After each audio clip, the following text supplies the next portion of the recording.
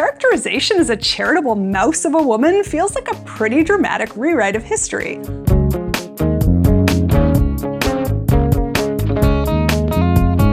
Hello and welcome to My Tiny Bottles, the project where I'm exploring my grandmother's legacy of miniature liquor bottles, one tiny bottle at a time.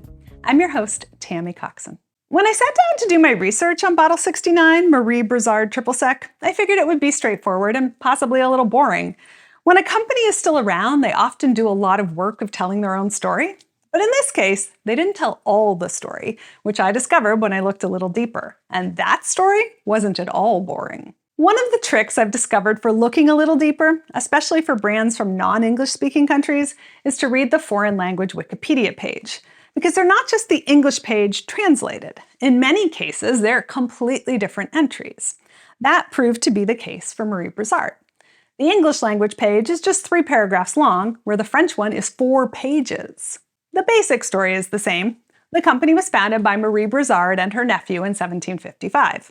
Their initial product was an anisette liqueur, which became quite popular and won favor from King Louis XV's court. From there, the company expanded to make and distribute a variety of liqueurs and other products. The family owned the company until 1998. In 2006, they were acquired by the Belvedere Spirits Group, which eventually changed the name of the combined company to Marie Brizard Wine and Spirits in 2016. But brands are more than facts. Most successful brands, like successful superheroes, have some sort of mythology and origin story. But just like superheroes get rebooted regularly, brands also change their myths to reflect their goals and the world around them.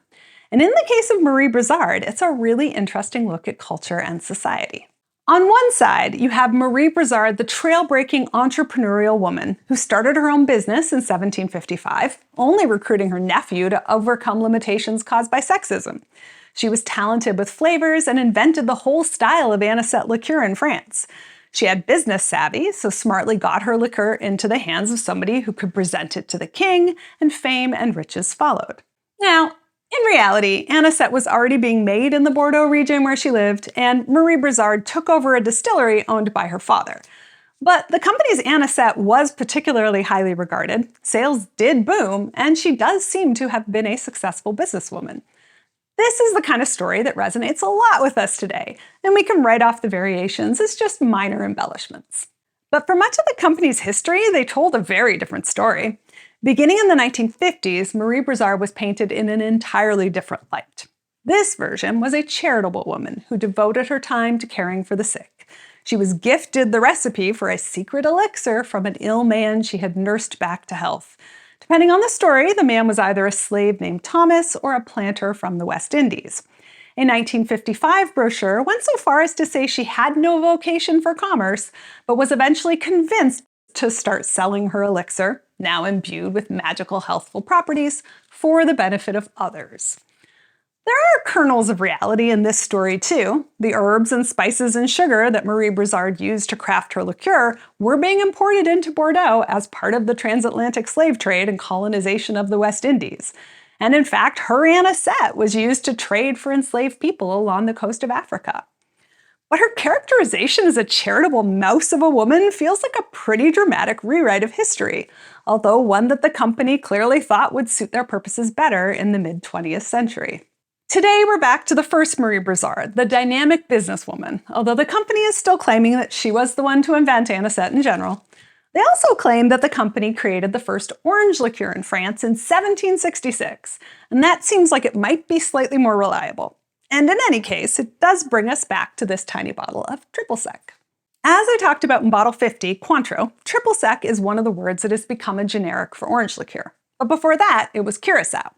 Up until the 1960s, Marie Brizard did what a lot of producers did and called their orange liqueur a Curaçao Triple Sec to cover all the bases.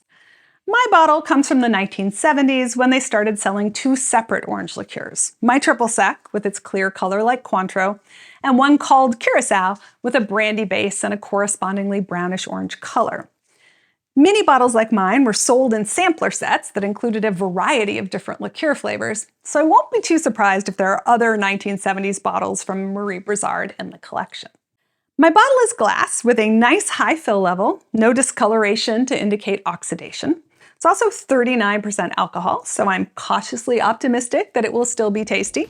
Want to find out for yourself? Tasting bottles with me is one of the perks available to Patreon supporters, so go check that out for more information. And as always, please like, comment, and subscribe, both here and on social media or at my website, mytinybottles.com. Cheers!